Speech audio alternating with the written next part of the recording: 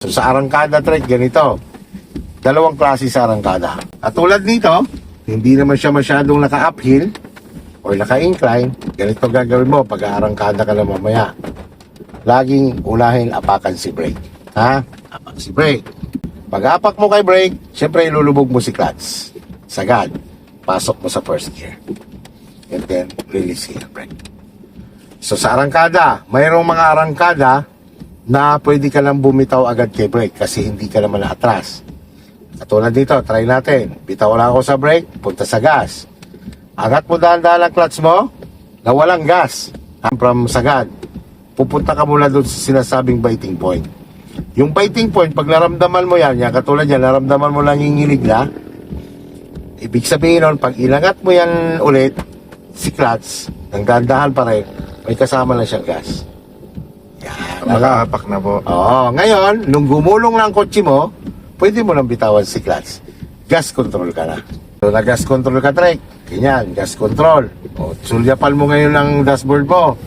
Yan, nasa 2,000 na. Or almost 20. Ganito naman pag nagpalit. Bitawan mo to. Lubog si clutch. Lipat. Bitawan mo to. Gas control. Yan. Gas ka ulit. Kung alam mo mag-third gear ka. Basta mamaya pag sinabi kong hawak sa gear stick, hawak.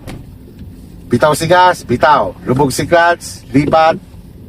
Bitaw si clutch, gas control, ha?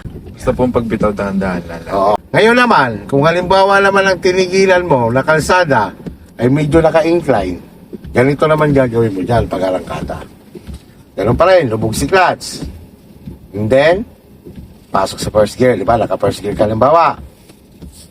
Incline siya. Ganito gawin mo. Huwag mo munang bibitawan si brake.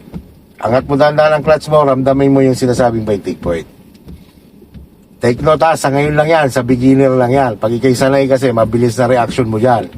Punta ka muna kay biting point, pag naramdaman mo lang inig ng konti, mabilis lipat sa gas. Pagsabayin mo ngayon dalawa. Ang pag-angat po at ang pagsabayin mo ang dalawa.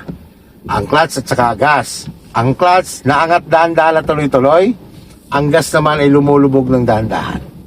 Iwasan mo, Trek, na ikaw ay pag halimbawa naramdaman mo si biting point, ganyan. Ang gagawin mo, bibiglain mo. Wag. Pag naramdaman mo na si biting point, pag bumitaw ka, dahan-dahan pa rin. Ang aabangan mo dyan o aantayin mo na gumulong ang kotse mo. Yung pag gumulong na kasi ang kotse mo, kahit alisin mo na yung clutch mo. Gas control na ikaw.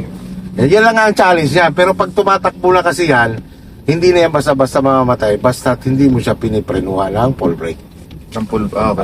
No, kasi kung piniprenuhan mo yan bigla na hindi nakalubog kay clutch, mamamatay talaga si makina.